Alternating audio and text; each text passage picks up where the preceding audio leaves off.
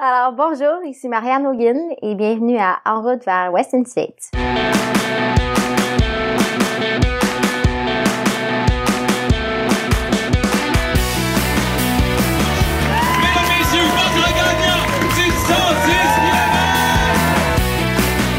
Si tu commences à te sentir bien en courant un ultramarathon, fais-toi-en pas, ça va passer. Grand champion du 125 km! Oh, que j'avais hâte de vous parler du petit nouveau de NAC, les mélanges pour boissons Ultra Énergie, des nouveaux drink mix spécifiquement développés pour les athlètes d'endurance qui viennent en deux saveurs, melon d'eau et lime.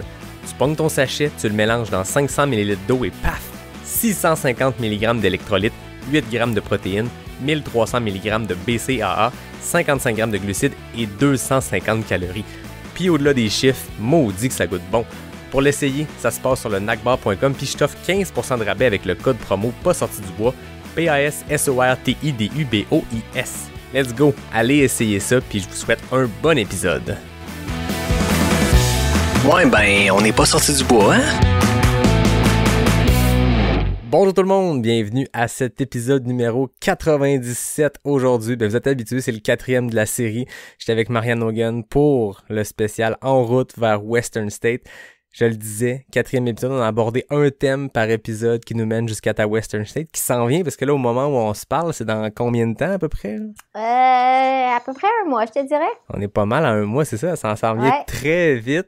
Je vois de plus en plus ces médias sociaux, des athlètes qui parlent de leur préparation, parce que là, on est rendu proche, des articles de pseudo-experts qui disent, OK, telle personne est favorite, telle autre personne est favorite. Alors, les gens commencent à sortir même des weathercasts, fait que là, je voyais les prévisions, mais on est dans 5 semaines, fait que ça vaut pas grand-chose, mais tout est bon, hein, c'est la Western States, c'est comme nos Jeux olympiques du trail, ou en tout cas une épreuve extrêmement importante, suivie par beaucoup de monde, fait que là, les gens se hype tranquillement. Toi, est-ce que tu commences tranquillement à ressentir le hype?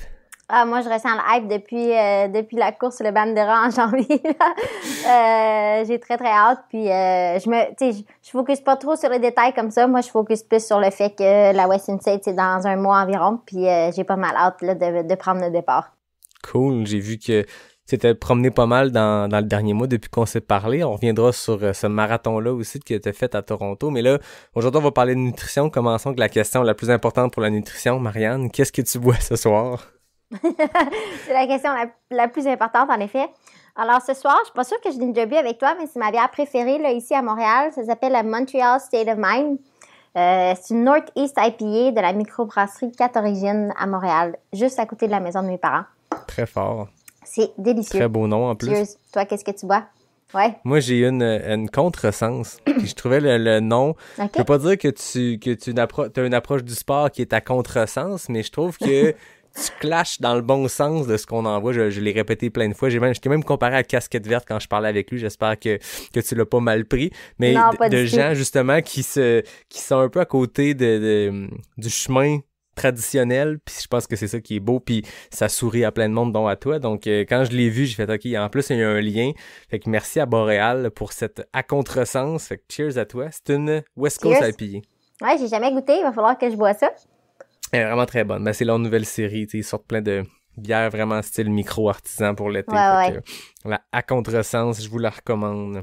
Montréal State of Mind, c'est quand même très fort comme nom. Ouais, aussi. pas pire, hein? Je la conseille, elle est vraiment bonne. Ben, ça donne le goût. Là, avant de parler de nutrition, parlons de ce marathon-là. Tu nous avais déjà dit que tu étais allé en Floride t'entraîner avec ton frère qui s'entraînait pour le marathon de Toronto. Est-ce que depuis le début, c'est prévu que tu cours aussi le marathon cette journée-là? Non. Je m'étais dit... En fait, ce qui est arrivé, c'est que j'étais supposée aller sur le voyage avec mon frère et ma meilleure amie qui est maintenant sa femme. Ils se sont mariés il y a 2 jours. Donc, on les félicite. Ouais, on les félicite, très certainement. Donc, j'étais supposée les accompagner sur ce voyage à Toronto. Et puis, je me suis dit, bon, à quoi je sers sur le bord de la piste, là, sur un marathon si je suis... Tu peux pas vraiment faire le ravitaillement pour quelqu'un qui fait un marathon. Fait que je me suis dit que la façon dont je serais le plus utile, ce serait dans la course. Donc, je me suis dit, je vais courir un 10 km avec mon frère. Après ça, j'allais faire un 10 km avec mon meilleur ami qui prévoyait faire un temps un peu plus lent. Puis un 20 km avec ma meilleure amie qui allait faire encore plus lent. Et puis, j'avais aussi dit à tout le monde que, tu sais, les plans, c'est fait pour changer. Puis, tu sais, j'avais averti un peu là, la gang que j'allais voir comment ça allait se passer. Mais ce qui est arrivé, c'est que je suis partie avec mon frère François. Puis, on avait tellement de fun que rendu au demi-marathon, là, c'était pas question que je lâche là, ce pace-là. Et puis, fait que j'ai couru le marathon complet avec lui. Puis, c'était vraiment, vraiment le fun. C'est drôle parce que j'ai jamais eu de ma vie l'envie de faire un marathon, mais le faire m'a donné envie d'en refaire un autre. Ah ouais, ok. Ouais. Fait que ouais, j'ai vraiment du fun là, tu sais, c'est sûr que c'était pas du tout dans l'optique de tenir un pace, c'était vraiment juste dans l'optique de faire un marathon à une bonne vitesse en se sentant bien, puis c'est arrivé de A à Z, fait que je suis vraiment contente de l'avoir fait. Puis en même temps, c'est sûr que ça m'a amené une certaine rassurance là, parce que j'avais fait 0 entraînement depuis que je m'étais blessée là à la cheville là un peu, tu sais, quasiment un mois plus tôt. Même que j'avais eu 2 semaines quasiment complètement off, puis après ça 2 semaines où j'étais revenue un peu en faisant plus de volume. Fait que c'est sûr que dans tous les cas, ça m'a amené une bonne dose de confiance qui est arrivée un peu par surprise là. C'est fou quand même, c'est un bon test pour la confiance aussi, je suppose, de te blesser, c'est pas ça qui est le bon test pour la confiance, mais de revenir vite, puis de le tester rapidement aussi, puis de le tester avec une épreuve qui est quand même extrêmement taxante sur le corps. Un marathon d'asphalte, on le sait, là, je veux dire, c'est très difficile sur le corps. De le tester, de faire cette course-là à un pace très rapide, de gagner par la bande quasiment par hasard, j'ai l'impression, puis après ça, de pouvoir reprendre l'entraînement. Pour la Western States, ça devait être tout ça ensemble, un beau mix de boost de confiance. Hein? Ouais, absolument. Puis c'était un peu ça qui est arrivé. Puis quand j'ai vu que ça allait bien, je me suis dit bon, mais je vais continuer jusqu'à temps que ça n'aille plus bien. Et puis en fait, c'est jamais pas allé bien. Donc j'ai continué. Je me suis sentie super bien tout le long. Et puis je me suis dit bon, mais écoute, maintenant que tu sais le lendemain, je me sentais bien encore. Ma cheville, courir sur l'asphalte, c'est beaucoup moins difficile pour ma cheville parce qu'elle est complètement stable.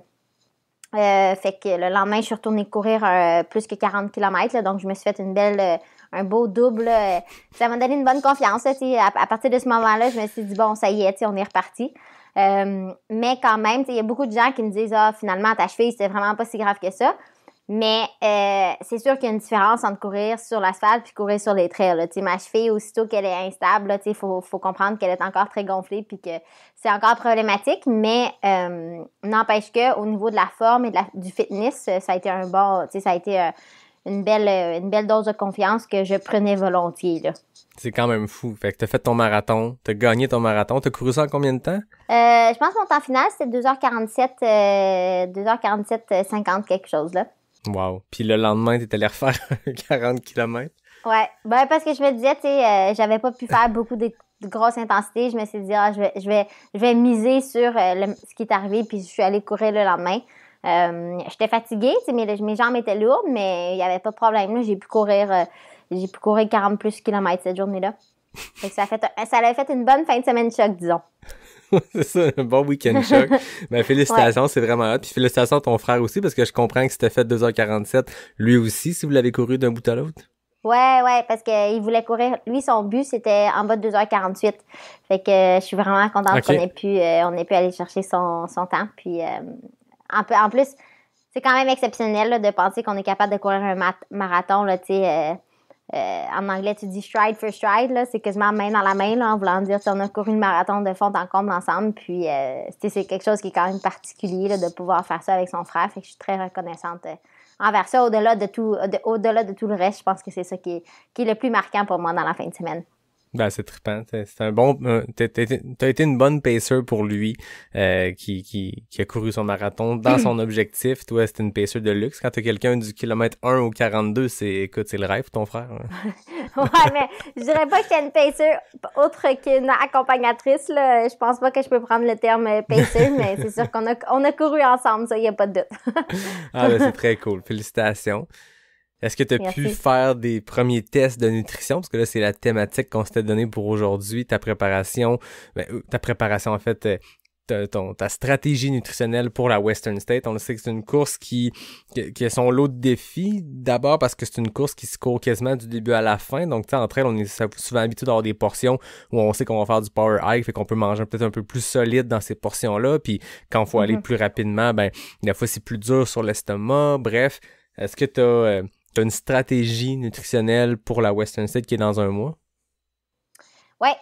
Ben, j'ai une stratégie, mais évidemment un peu propre à moi-même, là. C'est une stratégie que je donne beaucoup de lousse, là, en voulant dire que j'ai vraiment un backup. Puis le backup, pour moi, c'est vraiment le nouveau drink mix, là, qui est le... En fait, c'est pas le backup, mais ce que je veux dire, c'est vraiment là, le centre de mon plan nutritionnel. Moi, ce que je compte faire, en fait, c'est de toujours avoir une gourde qui a le drink mix. Comme ça, je m'assure de toujours avoir des calories liquides. Ce qui est particulier avec moi, puis l'affaire à prendre en considération, c'est sûr que j'ai jamais fait une course qui est aussi chaude que la Western States. Mais moi, j'ai jamais eu de difficulté à manger dans une ultra, même que je dirais que c'est le contraire. Souvent, j'ai faim. Comme j'arrive, je me rappelle à la Bandera cette année, là, je suis arrivée au kilomètre 60, puis j'ai dit à mon crew, j'ai dit là, j'ai faim, là, donnez-moi quelque chose à manger, j'ai faim. Puis j'étais vraiment en train de courir, là, fait que je suis capable de manger puis courir, fait que j'ai pas de difficulté à faire ça. Mais j'ai jamais fait une course aussi chaude que la Western States. Fait que ce que je veux vraiment, c'est avoir la base. C'est super important pour moi d'avoir des calories liquides. Puis je vais vraiment compter sur le drink mix de NAC pour me procurer ça. Fait que ce que je compte faire, en fait, c'est que pour les premiers 50 à 60 km, pratiquement, là, ce que je vais faire, c'est que je vais vraiment boire juste ce drink-là. Et puis par la suite, je vais commencer à rentrer d'autres calories. J'ai demandé, en fait, je travaille avec NAC aussi très proche là, pour, je sais pas si toi, tu as déjà fait affaire avec eux là-dessus, là, mais ils ont un NAC Lab. Là. Donc moi, je suis une fan du concept du Coca-Cola Lap, là. Je sais pas si tu as déjà entendu ça, mais moi, c'est moi qui me dis ça pour le fun, là. Mais tu sais, quand tu es en train de péter, là, tu fais une grosse sortie, puis tu sais, si tu fais des répétitions de quelque chose, mais tu prends un Coke, et puis là, le lap qui suit, là, tu te sens comme un champion, là. Ah oui. Fait que moi, j'ai partagé ça un peu avec NAC, puis c'est ça, c'est qu'ils essaient de travailler sur une boisson énergie, là, qui va ressembler un peu à un Coke, qui va pouvoir me procurer l'énergie nécessaire, là, pour aller chercher et la caféine, et le sucre, et l'apport nutritionnel. Mais c'est sûr, c'est ça. Fait que le début de ma course va focuser beaucoup plus sur le drink mix. Puis par après, ce qu'on va vouloir faire, c'est intégrer des calories aussi là, plus solides parce que, comme je te dis, moi, j'ai tendance à avoir faim. Fait que NAC travaille aussi là, sur des prototypes de gel. Et puis des gels qui vont amener aussi des protéines. Donc, c'est pas juste des glucides, mais c'est aussi des protéines qui est super important pour un 160 km, une distance que j'aurais jamais parcourue. Donc, c'est sûr que je veux miser sur l'énergie qui va être livrée à moi à plus long terme. Donc, c'est pas juste d'aller chercher des sucres rapides, des glucides rapides, mais vraiment un apport nutritionnel complet qui va faire en sorte que je vais être capable de durer plus longtemps. Là. Donc, ça va être quand même intéressant de pouvoir commencer à consommer ça. Et puis, c'est sûr que je vais avoir une crew qui va me suivre. Donc, je vais leur donner des aliments qui vont m'apporter du confort, là, en sachant que au prochain ravitaillement, je vais être capable de manger des chips ou je vais être capable de manger quelque chose que je sais que je crave. Puis, je vais donner beaucoup d'options parce que comme tout dans ma vie, en fait, la nutrition, pour moi, c'est plus une question de feeling. Quand tu arrives au ravitaillement, habituellement, tu sais ce que tu veux, mais c'est jamais la même chose. T'sais. Des fois, ce qui va arriver, c'est que une journée, tu vas craver des chips, l'autre journée, tu vas craver des biscuits Oreo. C'est complètement différent. Là. Fait que c'est d'avoir une variété avec ta crew de disponible rapidement puis que tu puisses prendre une décision à ce moment-là. Fait que c'est ce que je compte faire pendant la Western States. Je comprends. Fait que toi, c'est une question de craving. Fait que tu vas te préparer à toutes les éventualités. Tu vas préparer ton crew avec tous les cravings potentiels. Je te rappelle d'une vidéo, je sais pas si ça a été dans les stories de l'UTHC ou nous, quand on faisait l'UTHC Live, on nous filait du contenu. Je pense que il y avait Guillaume Barry puis Marjorie Barry-Villa qui était au Haute-Gorge puis qui nous faisait du contenu, qui nous envoyait des choses. Puis il y a une vidéo de toi qui passe au Haute-Gorge à la mi-parcours. Puis first, tout le monde était un mort-vivant, une mort-vivante à ce ravito-là, sauf toi. Tout le monde arrivait là début de la nuit, déjà pété parce que c'était 60 kilos, puis c'est l'avant du peloton, fait que c'est un 60 kilos qui est rentré vite. Tout le monde est bien pété, puis c'est là que beaucoup de monde ont abandonné. Puis à un moment donné, la vidéo de Marianne rentre, ben sur le party, tu sais, super joyeuse, souriante, puis tu ris, puis là tu manges, t'as les mains remplies de chips, fait que je comprends que les chips vont faire partie de ta trousse de ravito de craving. Ouais. Ben, je trouve que des chips, ça se prend bien, tu sais, à tout moment, comme, je trouve que c'est, tu sais, dans ma jeunesse, les chips, c'est toujours quelque chose qui était interdit, tu sais, ou quelque chose qui était spécial, puis tu sais, quelque chose qu'on mangeait dans le temps des fêtes, puis, ou, tu sais, des chips, c'est pas quelque chose que j'aurais eu dans mon alimentation de temps normal. Je trouve ça le fun que quand on fait un ultra, on se permette des petites gâteries, tu sais. Et puis, c'est sûr qu'au 60e kilomètre de l'UTHC, je suis pas en train de me restreindre niveau calories. Donc, tu sais, j'ai faim, j'ai un sac de chips devant moi, je vais prendre 2 poignées puis je vais les manger sans trop penser à autre chose. Là. Fait que c'est sûr que à ce moment-là, j'étais très heureuse pour plusieurs raisons, mais c'est sûr que les chips ont amené un niveau de bonheur de plus, puis c'est ce que je trouve important. Tu sais, à chaque ravitaillement, tu dois avoir quelque chose qui t'amène... tu sais, faut que t'aies hâte, là, tu sais. Des fois, ça peut être aussi simple que, tu bois ton breuvage, il devient chaud, là, tu sais, surtout dans les courses comme Western States, c'est sûr que mon breuvage va être chaud, puis je veux juste arriver au prochain ravitaillement pour pouvoir boire du Coke froid. Tu sais, ça peut être aussi simple que ça, puis des fois, c'est du Coke, des fois, c'est des chips, des fois, c'est des pickles, des fois, tu sais pas qu'est-ce que tu vas vouloir, mais l'idée, c'est de donner beaucoup d'options à ta crew pour que quand t'arrives, qu'est-ce que tu veux. Parce que je pense que il n'y a rien de plus décevant qu'arriver au 120e kilomètre puis de vouloir quelque chose puis que cette chose-là ne soit pas là. Fait que c'est juste d'essayer de planifier, ce qui est un peu contre ma nature, mais quand même, je vais prendre le temps de faire ça parce que je sais que je vais être contente de l'avoir fait. C'est ça, il y a une part de planification nécessaire parce qu'il faut que le stock soit disponible. Au-delà de ça, tu dis que tu vas au feeling, puis je le comprends, mais pour une course que tu sais qui va être challengeante, pour plein de raisons, ça va être ta plus longue course à vie. C'est une course qui est extrêmement rapide pour un 100 miles, qui a pas beaucoup de répit ou de longues montées où tu sais que tu vas faire un power hike pour te donner un break de course. Là, c'est assez rapide tout le long. Ça va être très chaud. Est-ce que tu te planifies ou tu te cédules des choses à consommer à l'heure? Tu disais que le premier 50-60 km, ça allait être du drink mix de NAC, mais est-ce que tu as calculer environ combien pour avoir un nombre de calories X? C'est quelque chose que tu regardes, mettons, le calories par heure ou quelque chose, ou tu y vas vraiment, quand tu ressens la faim, tu manges puis c'est tout? Non, souvent, ce que je fais, c'est, tu sais, je sais un peu ce que... Moi, je suis pas quelqu'un qui ne craque pas de la nutrition, mais je suis quand même très intéressée par ça. Donc, je sais, en fait, combien de calories ont certains aliments. Donc, souvent, je me dis, OK, d'ici le prochain ravitaillement, il faut que j'aie mangé X nombre de calories. Et puis, je me force pas, par contre, à dire, il faut que je mange absolument, mettons, une gourde de drink mix versus un gel ou versus une barre, peu importe. Je me dis juste, il faut que j'ai mangé ce nombre-là de calories avant que j'arrive au prochain ravitaillement. Puis ça, c'est facile pour moi de, tu sais, versus qualifier ça sur l'heure. Tu sais, souvent en ultra, là, il va y avoir un ravitaillement à chaque heure, là. Tu sais, c'est comme quand une course est bien organisée puis surtout bien médiatisée, il va y avoir un ravitaillement, là, quand même pratiquement à chaque heure. Donc, moi, c'est facile pour moi de dire, OK, d'ici le prochain ravitaillement, il faut que j'ai mangé ça. Si ça me prend 30 minutes le manger, c'est ça que ça va faire. Là. Des fois, j'ai quelque chose dans ma main que je tiens pendant au moins 30 minutes, puis je me dis, OK, d'ici le prochain ravitaillement, il faut que je l'ai mangé, puis je le fais. C'est aussi simple que ça pour moi. C'est pas... Fait qu'habituellement, je me dis, je me mets pas trop de pression, là, mais je me dis entre 100 et 200 calories par heure. Je comprends que la moyenne est très élevée, mais moi, je me rassure parce que je me dis toujours, j'ingère aussi de l'énergie liquide. Donc, c'est là que je viens balancer un peu le manque de calories que je pourrais avoir de façon solide.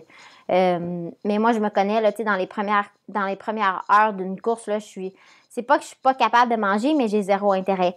Tu sais, j'ai pas le goût de manger, puis je me connais assez pour savoir que j'ai juste le goût de rouler, puis j'ai pas le goût de manger. Tandis que quand j'arrive plus loin dans la course, là, c'est tout le contraire. J'ai faim, je pourrais manger n'importe quoi, puis ça passerait, là, tu sais.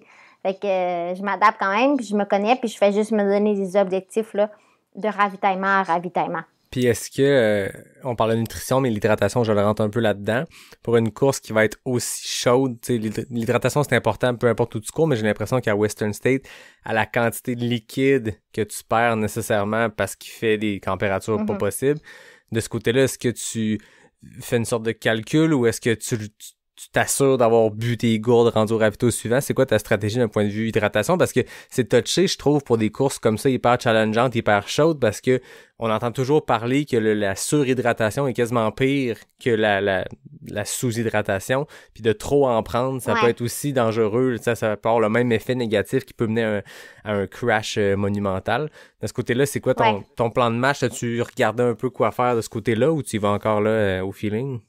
Ben, c'est sûr qu'il va falloir voir comment la journée évolue, Moi, de façon générale, tu sais, je commence à reconnaître dans une course, tu sais, combien je bois de ravitaillement à ravitaillement, puis comment je me sens à travers ça. Parce que moi, j'écoute beaucoup, en fait, le fait si j'ai soif. Puis j'ai l'impression qu'à la Western States, je vais avoir soif. Donc, j'ai l'impression que je vais avoir besoin de 2 gourdes entre chaque ravitaillement. Mais j'ai pas étudié là, les détails de savoir, tu sais, j'ai besoin de combien de millilitres parce que c'est très difficile dans le sens que je sais pas exactement combien je suis, je sais pas exactement la température va être comment. La bonne nouvelle, c'est que moi, en fait, jeudi, je pars, là, je m'en vais en Californie puis je vais passer le mois là-bas. Fait que je vais être capable de mieux juger, là, tu sais, qu'est-ce que je vais avoir besoin dans certains endroits. Puis, vraiment, mon désir d'hydratation, ça va ressembler à quoi. Fait que avant de rentrer dans les gros calculs scientifiques, je pense que je me dois d'aller voir là, à quoi ça ressemble en personne. Mais pour ceux qui n'ont pas le luxe de faire ça, parce que je suis consciente que je suis quand même assez chanceuse de pouvoir faire ça. Je dirais quand même d'écouter son corps, entre les premiers ravitaillements, tu vois combien est-ce que tu as l'habitude de boire, puis de t'assurer que tu continues à le faire. Si les premiers ravitaillements, tu as bu 2 gourdes, entre chaque ravitaillement, ben continue de boire 2 gourdes jusqu'à la fin. Laisse pas la fatigue prendre le dessus de ce que tu consommes. Ouais, tout revient aussi à le tester, peu importe. Tu sais, pas obligé d'être dans les conditions exactes comme toi tu vas le faire dans le prochain mois, mais il y a moyen de le tester. Puis les gens qui écoutent, vous le savez, tu sais, avant de vous attaquer à un 100 mètres, vous allez probablement faire autre chose avant. Puis sur un 30K, 50K, peu importe ce que tu décides de faire, tu vas le voir, c'est quoi tes lacunes. Puis il y a des gens qui ont de la misère à boire. Moi, je le sais que si je m'oblige pas à me mettre une alarme sur ma grosse montre technologique avec un timer puis elle est waterproof là, quand même, mais elle a pas d'autres choses, pas d'autres options. Mais au moins, elle a un petit timer, puis je vais me mettre un timer les moments où je sens que j'ai pas soif naturellement parce qu'il fait pas chaud. Tu sais, Bromont, moi, l'année passée à l'automne, c'est une course qui faisait pas chaud, donc naturellement, j'aurais jamais bu parce que je le sais que je suis poche là-dessus, mais tu te mets un timer. Puis inversement, c'est à un moment donné, vous le savez, vous connaissez, tu bois trop, puis des fois, t'as des quantités que, tu sais, à un moment donné, quand tu cours, t'as l'impression de traîner un 2 litres d'eau dans ton ventre parce que tu l'entends, t'entends le bruit de vague dans ton ventre tellement t'as bu, mais inversement, tu le sais, puis tu te gages, puis tu descends un peu ta consommation, mais ça demeure une question d'habitude puis de test. Toi, dans ton cas, tu sais, je veux dire, faire 60 km sur le drink mix, je suppose que tu l'as testé aussi, de passer des longues heures juste là-dessus, parce que c'est quand même quelque chose qui est pas habituel, que dans la vie de tous les jours, on fait pas ça, là, consommer que de la calorie liquide. Toi, est-ce que tu as déjà fait des tests ou tu vas prendre le prochain mois comme un petit laboratoire? Hein? Ben, j'ai déjà fait des tests. Mais c'est sûr que tu peux jamais tester assez, là. J'ai fait des tests, mais pas dans la grande chaleur nécessairement, fait que je vais continuer à travailler ça. Comme je te dis, moi, le problème principal, c'est que dans un monde idéal, je fonctionnerais juste sur le drink mix. Parce que j'ai pas le goût de me casser la tête. Puis, en théorie, ça amène assez de calories. Donc, tu sais, si tu mets 2 scoops par 500 millilitres, puis tu as 2 gourdes, c'est beaucoup de calories, là. Tu n'as pas besoin à toucher à d'autres choses. C'est juste que moi, naturellement, dans mon passé, j'ai eu faim. Fait que je veux juste aussi gérer ça parce qu'il n'y a rien de plus désagréable que courir quand t'as le ventre qui gronde, là, tu sais, dans le sens que... Puis moi, je vois ça comme une bonne nouvelle, tu sais, si j'ai faim, comme une bonne nouvelle, mais aussi comme quoi, il faut qu'on réagisse, là, tu sais, si ton corps te dit que t'as faim, mange, puis continue d'avancer, là, fait que c'est plus comme ça que je le vois. Mais je vais voir, là, comment je réagis vraiment juste sur le drink mix, là, dans les conditions, là, de la Western States. Ouais, puis tu sais, les 2 saveurs de drink mix sont vraiment très bonnes. Je les ai testées sur des longues dans la dernière semaine et tout. Ça reste que sur du très long. On parle d'un ultra qui va te prendre des dizaines d'heures. Ouais. À un moment donné, t'as le goût de changer le mal de place, puis le drink mix a bien beau être bon. Après 12 gourdes de drink mix, ça se peut que t'aies le goût d'autre chose. Puis je parle pas juste de craving de ravito, mais entre les ravitos, des fois c'est le fun de switcher ne serait-ce que les textures. Tu sais, moi, c'est ce que j'ai aimé le plus quand NAC est arrivé avec ses gaufres, puis c'est pas une infopub pour NAC, là, c'est de même pour n'importe quelle marque, mais peu importe ce que tu consommes, la barre NAC est bien bonne, mais après 8, ça se peut que je sois content de manger une nouvelle texture, une nouvelle saveur, puis y aller avec un gel ou un sirop d'érable ou quelque chose, puis revenir à la barre. Mais moi, je le sais, puis pour avoir parlé à plein de monde, il y a beaucoup de monde qui c'est comme ça, que ça fait du bien de varier un peu, puis de goûter des nouvelles saveurs en cours de route, puis pas juste être sur la barre baie et noix, puis manger de la baie et noix pendant 12 heures. Là. Ouais, absolument. Absolument. Mais moi, C'est juste que j'aime aussi, tu sais, avoir quelque chose sous la dent. Donc, c'est sûr qu'à un moment donné, je sais que je vais en vouloir. Puis là, c'est juste tu sais, moi, c'est juste d'avoir des options. Donc, tu sais, planifie tes options, regarde qu'est-ce que tu as le goût quand tu arrives au ravitaillement, puis agis rapidement. Tu sais, passe pas aussi 2 minutes à te demander qu'est-ce que tu veux, là, tu sais. Moi, souvent, ce que je fais, c'est que je me dis, je sais qu'il y a un ravitaillement qui arrive. Qu'est-ce que j'ai le goût? Tu sais, je me pose la question avant d'arriver au ravitaillement. Je sais qu'est-ce que j'ai donné à ma crew, donc il n'y aura pas de surprise. Quand j'arrive, je demande exactement ça, puis je repars, là, tu sais. Puis souvent, ce que je fais, c'est que je repars avec dans mes mains. Je prends pas le temps de m'asseoir au ravitaillement puis de le manger. Tu sais, quand tu m'as vu au Haute-Gorge, là, la vidéo, là, les chips, je me suis pas assis au Haute-Gorge puis j'ai pas mangé les chips. Je suis partie en courant, puis je les ai mangés peu à peu. Même que ça m'a pris du temps, là, quand même, manger les grosses poignées que j'avais pris. Tu t'es rendu jusqu'au ravito suivant, jusqu'au jet bleu avec tes chips dans tes mains. Mais ça, c'est un truc que j'ai mis en application, moi. Ben, ceux qui ont écouté mon épisode de Bromont Ultra, vous le savez, mais je le répète, j'assume pas que tout le monde l'a écouté. Moi, c'est j'avais vu mes premières longues courses, tu sais, mon premier UTHC 125 pis ces longues courses-là, que entre mon moving time sur mon cell à la fin de la course puis mon chrono officiel, il y avait vraiment une grosse différence de temps. Tu sais, à coup de t'assois au ravito, puis tu prends le temps de manger, puis tu vois ton crew, puis tu te couches sur le dos, tu te mets les jambes dans les airs, puis c'est correct, des fois c'est nécessaire, mais des fois ça l'est pas non plus, puis j'ai vraiment testé ça à Bromont, de justement tout le temps bouger en mangeant. Tu sais, les ravitaux que j'ai pas besoin de voir mon crew, j'ai pas besoin de changer de bas ou quoi que ce soit, même si tu repars pas au gros jog, juste de ramasser tes 3-4 melons d'eau, tes jujubes puis tes chips, puis de te faire ton snack dans tes mains puis de le faire en marchant, puis à la limite le kilomètre qui suit, tu le marches si t'as besoin de, tu sais, des fois de une chip ou peu importe, si t'as de la misère à la manger en courant, mais tu marches, mais au moins t'es en train de bouger. T'es pas assis dans un ravito, puis ce kilomètre-là qui va peut-être te prendre 11 minutes parce que tu le fais en marchant, c'est quand même 1 kilomètre de moins sur ton total que si tu t'étais assis pendant 9 minutes pour manger tes chips, puis t'étais reparti à la course, tu sais, en économie de temps, c'est des maths faciles, mais des fois, ce moving time-là, quand t'es capable, des fois, faut arrêter, faut s'asseoir 5 minutes, ça reste que il y a beaucoup de temps de courses qui se gagnent là. Ouais. Moi-même, que je te dirais que ce que je fais, c'est que je pars avec, par exemple, là, je pars avec mes chips, puis je les mange la prochaine côte. Donc, je cours, puis quand il y a une côte, ben en montant la côte, je mange mes chips. Fait que c'est comme ça que je le vois, puis je considère que oui, peut-être que je monte pas la côte aussi vite que je pourrais, mais c'est vraiment, je trouve, en économie de temps, je pense que c'est la meilleure, en tout cas, selon moi, là, c'est la meilleure façon de gérer mon temps, là. Ah, c'est clair, manger dans des côtes. C'est quand t'es en power hike anyway, puis quand tu le sais que t'as l'estomac un peu fragile, parce que des fois, ou juste une question de descendre dans un sentier technique, t'as pas le temps en plus de regarder le sol puis d'aller vite, d'ouvrir ton papier puis manger ta barre, mais une côte, c'est parfait pour ça, là. Tu sais, quand vous regardez votre profil de course puis il y a un ravito puis il y a une côte après, vous le savez que t'as ton moment parfait pour manger puis ça se fait vraiment bien là. Je suis content d'entendre que je suis pas le seul qui mange d'un côte. Ouais, moi, je mange d'un côte, c'est toujours là que je mange, en fait. Mais là, la Western State, t'as quand même 5000 mètres de D+, mais t'as à peu près 7500 de D-. Fait que les options de côte pour monter et manger sont un petit peu moins là qu'un ultra normal. Ouais, mais tu sais, j'ai quand même confiance. Ben 5000 mètres, c'est quand même pas rien. Non, effectivement. On parle de nutrition de course, mais c'est quoi ton repas d'avant-course de prédilection? Alors, moi, c'est facile, là, j'adore la pizza.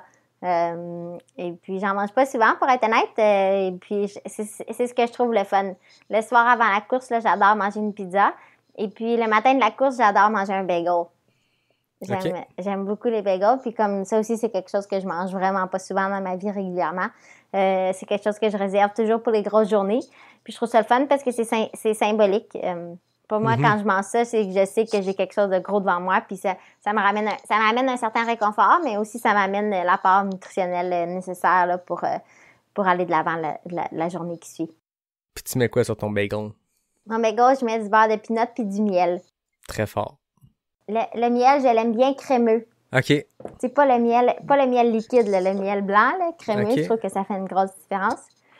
Et puis la pizza, ça dépend. J'y vais un peu à la saveur de où est-ce que je suis. Je suis pas très difficile. Donc, ça va dépendre dans quelle pizzeria est-ce que je vais la journée d'avant. Puis est-ce qu'il y a une bière avant ou pas? Non, je prends pas de bière. Bien que je pense que mon corps est assez habitué.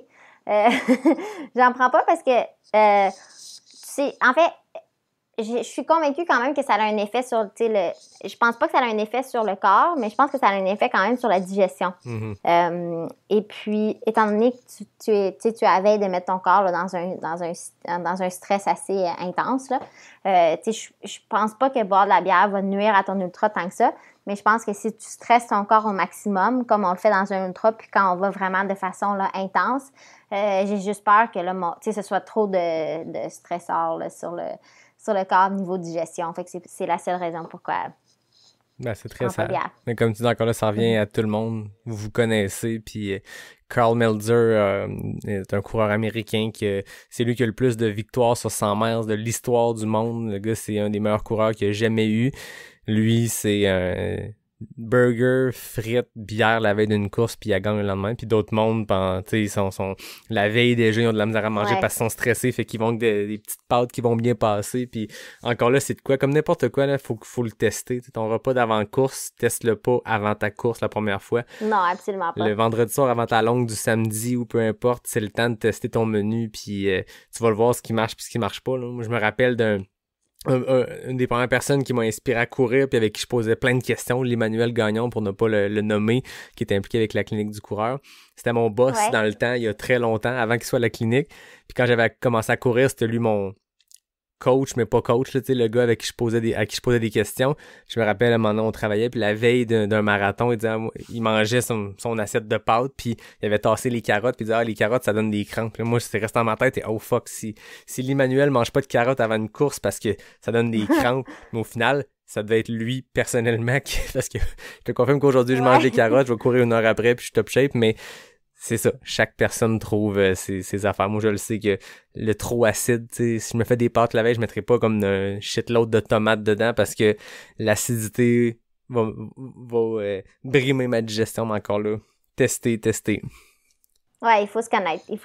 Moi aussi, je confirme que je mange une tonne de carottes avant mes courses puis j'ai aucun problème. Puis, est-ce que tu as testé tes repas d'après-course, juste pour être sûr, là? Tu sais, c'est quoi ton repas d'après-course de prédilection? Mes repas d'après-course? Ouais. Ben là, c'est sûr qu'une petite bière à l'arrivée, moi, je dis jamais non, hein. En fait, moi, c'est surtout le gaz de la bière, là. Tu sais, tu pourrais m'offrir un Perrier ou un Coke Zéro, mais même là, habituellement, là, j'ai bu du Coke à fond, là, durant la course, fait que c'est souvent pas ce que je veux.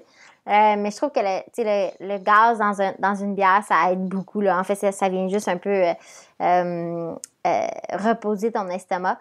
Mais moi, là, c'est tout le contraire. Tu sais, souvent, dans la course, j'ai pris tellement de sucre, puis c'est tellement plus de sucre que je suis habituée de consommer que j'ai une grosse envie de salade, là. Tu sais, souvent, quand je finis une course, je veux juste de la verdure, puis, tu sais, parlez-moi de rien d'autre. C'est vraiment... Tu sais, j'ai goût de réétablir un peu là, ce qu'il y a dans mon estomac. Ah, c'est intéressant. C'est la première fois que j'entends la salade d'après-course, mais j'avoue que ça a plein de sens parce que quand tu te bourres de sucre tout le long avec des gels, des drink mix, des bars, c'est intéressant. La salade, c'est comme un cleansing, un nettoyage de l'intérieur avec une bonne salade. Ouais. Moi, c'est ce que je veux là, après une course. Là, donnez-moi pas, c'est tout le contraire, là. Autant la pizza avant course, ça me fait super plaisir, là. Je pense que je mangerai jamais une pizza d'après course parce que je suis juste, parlez-moi plus du tout de sucre ou de rien de tout ça, là. J'ai vraiment comme une écœurantite aiguë. Très intéressant. Fait que là, je comprends que jeudi, dans quelques jours, en fait, au moment où l'épisode va paraître, ça va faire quelques jours que tu es parti en Californie. Ça va faire un camp d'entraînement là-bas de 1 mois. C'est quoi ton plan de match pour ce mois-là? Découvrir le parcours, avoir du fun avec l'équipe Salomon? Oui, absolument. En fait, ce qui arrive, c'est que samedi, c'est le camp d'entraînement là, qui est organisé par la Western States. Donc, je vais participer à ça. Je trouve ça vraiment le fun parce qu'il y a beaucoup de coureurs qui font la course qui y seront. Fait que je parle, dans le fond, tu cours les derniers 70 miles du parcours. Donc, c'est entre samedi, dimanche et lundi. Et puis après ça, c'est ça. C'est qu'à partir de le mercredi suivant, à partir du 1er juin, je vais être dans une maison avec l'équipe Salomon. Puis pour être honnête, j'ai pas vraiment de plan, là. J'aimerais ça faire une dernière grosse fin de semaine, la fin de semaine qui suit. Puis après ça, c'est plus relaxé, s'adapter au climat, aller courir certaines parties du parcours. Mais c'est certain que dès cette fin de semaine, là, j'aurai quand même vu une grande partie du parcours, donc ce sera pas si stressant à ce niveau-là. Ça va plus être s'imprégner dans la région, puis s'adapter un peu, là. Puis je trouve ça le fun aussi de faire ça parce que Tu sais, j'ai tendance aussi à, quand je suis dans mon environnement ici à Montréal, par exemple, j'ai tendance à faire d'autres choses, tu sais, qui me sépare un peu de la course à pied. Puis, je pense que ça va vraiment m'aider d'être dans un environnement qui est 100% focus sur la Western States, puis vraiment juste être là-dessus. Évidemment, je vais continuer à travailler, donc ça va quand même me distraire là, de la course à pied, puis je pense amener un certain équilibre qui est important. Mais quand même, ça va focuser là, le reste de mon temps là, sur la préparation pour la Western States. Non, c'est très cool. On va te souhaiter un beau voyage. Bien, merci. Alors, avant qu'on termine, je te le disais, avant qu'on commence à enregistrer, moi, pour mon 100e épisode, pour le 100e et le 101e, en fait, j'ai réservé le Faux Mouvement à Québec, un café full impliqué dans la communauté de course, puis il y a 26 places, c'est tout petit. Je suis full occupé avec la job, puis la course en ce moment, puis le podcast. J'avais pas le temps de miser un peu plus gros, puis de vendre des billets, puis tout ça, fait que je décide de faire ça tout petit dans une place qui est vraiment symbolique à Québec, le Faux Mouvement, les cute, tous les mercredis matins, c'est là qu'on va boire notre café, mais le Faux Mouvement est full impliqué dans la communauté, avec Norda, avec d'autres compagnies. Puis, je me suis dit, on va faire tirer des places pour les gens qui vont écouter les épisodes, pour les auditeurs, parce que, bien sûr, j'ai invité des amis proches, de la famille, mais 26 places, ça va très vite. Puis, c'est important pour moi qu'il y ait des gens dans la place qui sont des auditeurs de première ligne de Pas sorti du bois. Donc, depuis l'épisode 96, on donne des indices pendant, puis la première personne qui m'écrit avec la bonne réponse ou avec l'indice ou peu importe, remporte 2 places pour ça. Donc, ceux qui écoutent, si vous voulez participer, assurez-vous d'être dispo le dimanche 12 juin à 16h. C'est un 4-7. Ça serait plate de vous faire gagner puis vous pouvez pas être là. Mais là, tantôt, tu as parlé de quelque chose. Le Coca-Cola Lap, c'est ça? Oui, le Coca-Cola Lap. Coca-Cola Lap. Ceux qui écoutent, la première personne qui va m'écrire sur le Instagram de Pas sorti du bois, Coca-Cola Lap, avec la bonne orthographe, on vous l'épellera pas. La première personne qui va m'écrire ça et qui est disponible le 12 juin et qui a le goût de venir boire une boréale ou boire un bon café du Faux Mouvement en écoutant mes 2 invités et moi, vous remportez votre place. Fait qu'on le dit une dernière fois, Marianne. Coca-Cola Lap. Voilà. Donc, ça sera... je voulais qu'on trouve quelque chose qui avait un lien avec l'épisode. Fait que c'est fait. Première personne qui va m'écrire ça. Boum. 2 places pour l'enregistrement pour ce 100e épisode-là. J'enregistre le 100 et le 101, puis j'ai déjà mes invités, puis vous voulez pas manquer ça. Fait que, voilà. J'ai bifurqué, mais je trouve ça important de donner un petit indice pour les gens qui écoutent. C'est correct, le fondateur des Cute, Thomas Duhamel, les Cute à Montréal, qui a amené ça à Québec, il m'a amené au Faux Mouvement, puis c'était un très beau spot pour aller boire un espresso, absolument. Effectivement, dans le petit Champlain en plus, sur le bord du fleuve. L'équipe qui est là sont full impliqués. Il y a un club de course qui court plusieurs fois par semaine. Bref, le Faux Mouvement, c'est très cool. Puis tu parlais de Thomas, c'est lui qui a fondé, qui a reparti les Cute Québec après avoir contribué au lancement des Cute à Montréal. Puis les Cute Québec, c'est rendu gros pas mal. Je sais pas, je veux pas dire l'élève dépasse le maître ou je sais pas, mais Cute Québec, je pense qu'en ce moment, la communauté est grosse. Puis il y a plus de sorties que Cute Montréal. Il y a Cute Sherbrooke aussi maintenant, donc belle gang de buveurs de café qui courent, donc beau petit club de course. Ouais. Ouais, je pense définitivement que l'équipe de Québec a dépassé l'équipe de Montréal. Mais c'est parce que Thomas est rendu à Québec aussi. Exact. Bien que je sais qu'il est occupé puis il est pas toujours là à l'Iron, mais c'est cool de voir... il faut passer la flamme, là, souvent. Exactement. Mais de toute façon, Thomas est toujours là. Il est pas toujours là, mais en fait, il est toujours impliqué, puis il est jamais bien loin. Puis quand il y a une sortie... Non, il est jamais bien loin, quand il y a un plan un peu débile qui se trame, là, Mathieu Fortin, que j'avais reçu au podcast quand c'était sa fête, puis que l'on faisait une run pas possible, Québec jusqu'au chute Montmorency, puis on remontait, puis on se promenait. Qui était là avec sa poussette et son bébé dedans? Mais c'était Thomas, donc l'âme des cute demeure. Il est toujours là. On peut toujours compter sur lui, ça c'est certain. Exactement. Fait que là, on le disait, c'est dans un mois la Western State, tu t'en vas en camp d'entraînement. Il nous reste, mine de rien, 2 épisodes de cette série-là. On va se parler juste avant la course. On va parler cette fois-là plus de crew puis de stratégie de course s'il y en a une, parce que à t'écouter depuis le début de cette série-là, on comprend comment t'as une approche très décontractée puis relaxe du sport, mais en même temps, c'est une course, j'ai hâte de voir c'est quoi ton plan de match, ou même ton plan de match plus logistique avec le crew. Ça reste que c'est toujours intéressant pour les gens qui écoutent de qu'est-ce que le crew fait pendant ce temps-là. Puis c'est une course, la Western State, qui permet beaucoup d'accès au crew, fait que ça va être intéressant de jaser ça. Et le 6e de la série, ça va être l'après-course. Je sais pas si, comme Elliott l'année passée, on va se parler juste le lendemain ou si on va se laisser une couple de jours pour que tu retombes sur tes pattes et tout ça, mais je pense que ça va être super intéressant ce qui s'en vient. Puis je tiens à te remercier d'embarquer dans cette série-là. C'est le 4e que je charge. Je sais que les 3 premiers, ça a vraiment bien marché. Les gens m'écrivaient, je pense qu'ils trippent. Je pense que ce qui fait le succès de ton approche du sport, c'est que ça résonne auprès de tout le monde, peu importe le niveau, peu importe si c'est des gens qui se battent pour des golden tickets ou qui se battent pour finir un 5 km route, peu importe. Je pense que ça résonne auprès des gens, puis c'est vraiment le fun que c'est généreux de ta part, en fait, de t'asseoir avec moi une fois par mois, puis qu'on en jase comme ça, puis qu'on propage la bonne nouvelle. Ben écoute, je te remercie beaucoup. Là. Ça a commencé à faire du temps depuis notre 3e, fait que je suis contente qu'on ait pu s'asseoir ce soir pour en discuter. Là. C'est sûr que c'est un plaisir. Puis pour moi, c'est ça l'Ultra Trail, là, c'est faire partie de la communauté puis partager tes connaissances et ton plaisir, le fun. Je pense que ça se partage avec tout le monde, peu importe la vitesse à laquelle tu cours. Là, c'est vraiment ma philosophie. Puis la raison pourquoi je cours les ultras. Fait que merci beaucoup de donner la plateforme là, pour partager tout ça. Mais voilà, ça finit, c'est le mot de la fin, c'est parfait. Moi, je vais juste rajouter que je remercie David Hébert pour le design graphique, je remercie Fred Desroches pour le thème musical, je remercie NAC qui est ton partenaire, mon partenaire. NAC qui est partout. Je voyais aujourd'hui que NAC est rendu un des sponsors officiels du Gaspésia 100. NAC est full impliqué des 2 côtés de l'Atlantique, c'est beau à voir aller.